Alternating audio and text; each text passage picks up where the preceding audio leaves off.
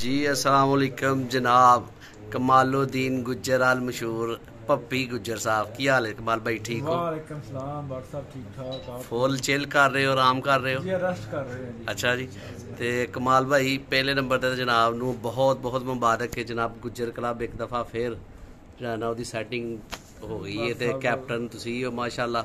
खैर मुबारक जनाब, खैर मुबारक जी। ते दूसरे नंबर ते कल माशाल्लाह तुसी बड़ा तरीखी मैच खेडिया ते रौले पै गए पूरे पाकिस्तान च कि कमालुद्दीन गुज्जर दी जनाब जवानी जिहड़ी है ना वो वापस आ गई है।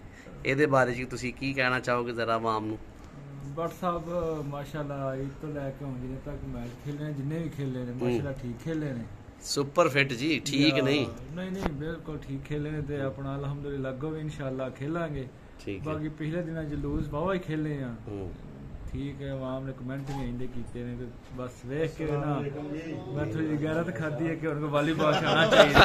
ठीक है ना। ते आज दे मैच दे बारे च जनाब थोड़ी एक मिस्टेक मेरे को, मैं अपना ना ख्याल नहीं रखा। अच्छा, ठीक है ना, अपना परहेज नहीं किया, बस वॉलीबॉल खेल छड़िया शौक छड़िया बस इंज कष्ट।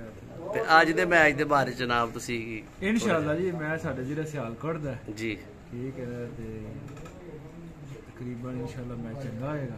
ठीक है, टीमां भी चंगियां ने माशाल्लाह।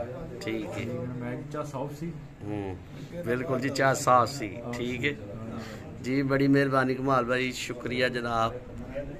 ये सर साडे नाल मौजूद सन चौधरी कमालुद्दीन गुज्जर शेरे सियालकोट। ठीक है जनाब, आ गए सारा, आ गए सारे, आ गए सारे भरा आएंगे इंशाल्लाह।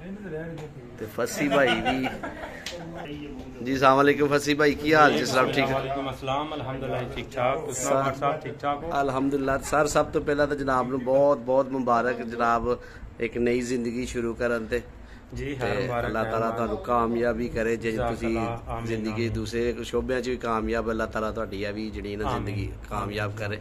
और सर ठीक ठाक हो? अल्हम्दुलिल्लाह, अल्लाह ताला दे बड़े एहसान है। तुसी सुनाओ? अल्हम्दुलिल्लाह अल्हम्दुलिल्लाह, बहुत बहुत शुक्रिया जनाब। Thank you so much.